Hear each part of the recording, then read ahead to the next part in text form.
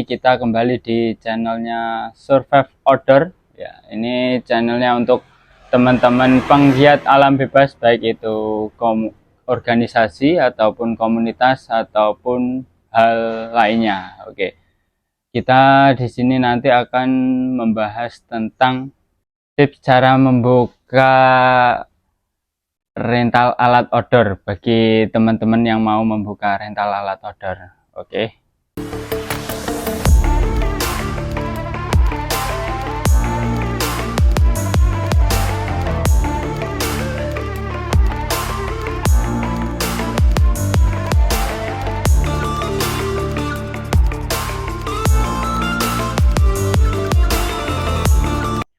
Oke, langsung saja teman-teman. Bagi teman-teman kita sharing-sharing aja ya. Bagi teman-teman yang mau membuka usaha rental alat outdoor. Yang pertama tips-tipsnya sesuai dengan judul YouTube-nya, channelnya yaitu tipsnya. Bukan tips sih. Yang pertama bagi kita adalah sebuah hobi ya. Jadi awal kita membahas sedikit sejarah kita, yaitu awal mulanya adalah dari hobi yaitu kegiatan mendaki gunung, camping, ataupun hal-hal sebagainya. Jadi diawali dengan kegiatan yang sifatnya hobi. Yang dulu saya usaha pertama itu yaitu dengan teman-teman itu ada 4 orang. Kita dulunya itu 4 orang, yang sampai sekarang ini tinggal 2 orang. Jadi 4 orang itu awal mulanya mendirikan itu rental alat outdoor dan kegiatan outbound education. Seperti itu, sambil berjalannya waktu tereliminasi orang-orangnya, jadi tinggal 3 orang. Jadi kalau sejarah sampai besar itu adalah 3 orang.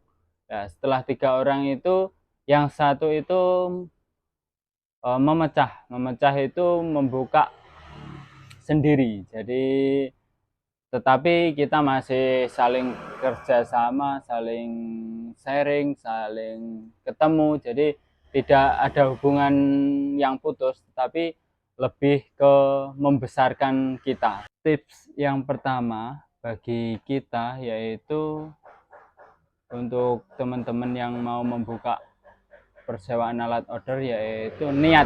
Yang pertama yang harus diluruskan niat.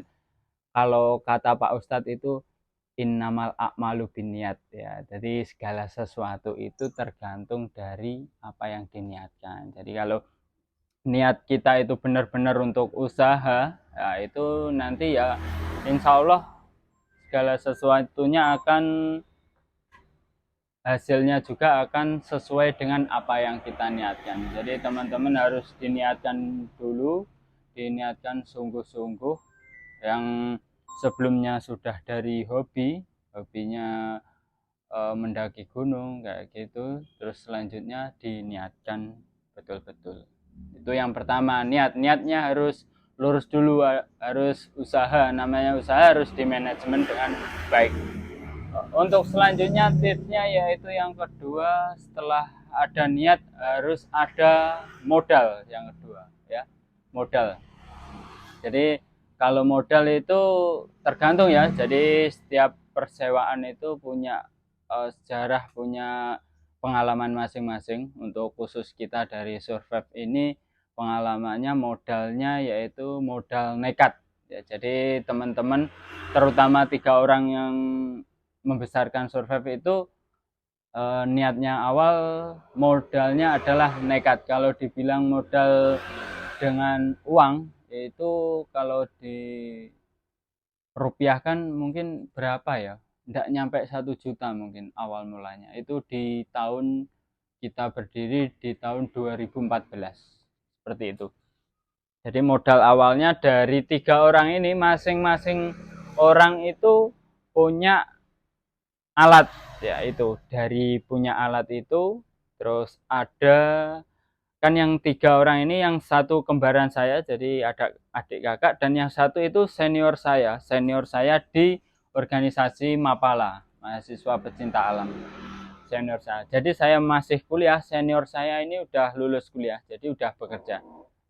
Awal mulanya itu diajak untuk mendirikan sebuah usaha, namanya rental alat outdoor itu.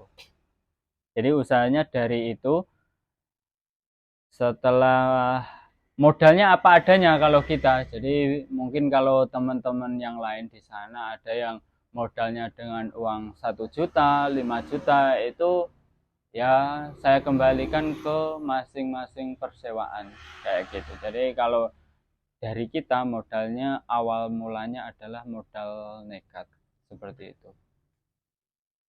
Itu tipsnya yang kedua ya tadi. Terus tips yang ketiga. Tips yang ketiga, setelah ada niat, ada modal, dan yang ketiga adalah sebuah usaha, yaitu promosi. Ya, promosi. Promosi awal mula di tahun 2014, kita zaman dulu belum kayak seperti sekarang ya. Media sosial seperti TikTok, Instagram, dan sebagainya itu belum marak. Jadi dulu itu yang paling gencar masih Facebook ya. Facebook udah ada. Terus kita promosi awal di Google. Jadi kita bermain Google. Bermain di Google itu bukan otodidak. Saya ada teman saya itu udah pernah belajar digital marketing zaman dulu. Mungkin teman-teman masih belum belajar, dia udah belajar. Dari situ saya belajar, di situ saya bermain. Dulu itu masih pakainya Blogger dulu itu masih algoritmanya masih enak juga, jadi kompetitor juga masih belum banyak sampai kayak sekarang itu. Jadi Blogger itu artikelnya sama, yang membedakan judul. Nah, dulu sistemnya kayak gitu, kita gencar-gencar di situ, bermainnya di Google. Jadi teman-teman yang sudah mau ataupun yang sudah menjalankan, mungkin yaitu promosinya masing-masing beda ya. Mungkin kalau sekarang ya lebih ke TikTok, Instagram, Facebook, terus apa lagi ya, kayak gitu, WA lah, seperti itu. Kalau kita dulu pakainya awal mulanya pakai Blogger. Kalau sekarang ya sudah ada, semua media sosial kita sudah ada, dari Instagram, YouTube, Facebook, itu ada semua. Dan website pun kita juga ada. Jadi teman-teman kalau sudah ataupun mau menjalankan, jangan lupa promosi. Jadi promosinya harus gencar-gencar. Kalau enggak ya nanti akan kalah dengan persewaan yang lain. Apalagi yang persewaan yang notabene-nya sudah besar kayak gitu. Sudah, yaitu tadi tips yang ketiga. Ada, kita sudah niat, setelah niat kita punya modal berapapun itu. Kalau kita kan terus terang, kita modalnya dulu nekat. Setelah modal sudah ada, terus kita promosi. Setelah promosi, yang terakhir bagi kita, yang terakhir adalah konsisten.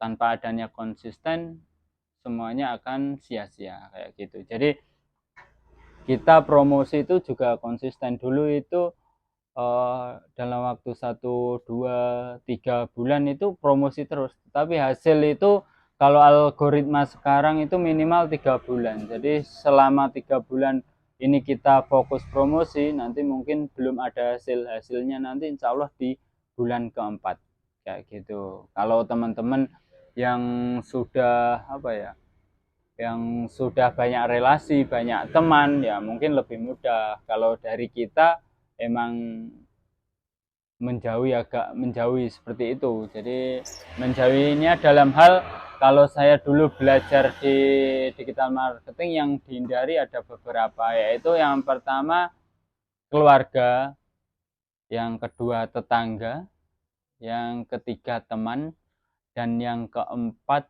itu ada mantan apapun itu, mantan teman, mantan pacar, mantan teman kerja kayak gitu ya. Itu agak dihindari, itu karena dulu promosinya menghindari itu karena ya namanya teman kan kadang mintanya ya potongan kayak gitu. Cuma kalau dia mau sewa ya sesuai dengan prosedur, harus namanya usaha teman-teman ya gitu. Kalau kita mau niatnya sedekah atau memberi ya waktu kita main ataupun ngopi ya itu kita mungkin bayari kayak gitu. Kalau hitungan teman mintanya persewaan dipotong kayak gini kayak gitu ya janganlah, namanya usaha kita juga ada perputaran juga di situ.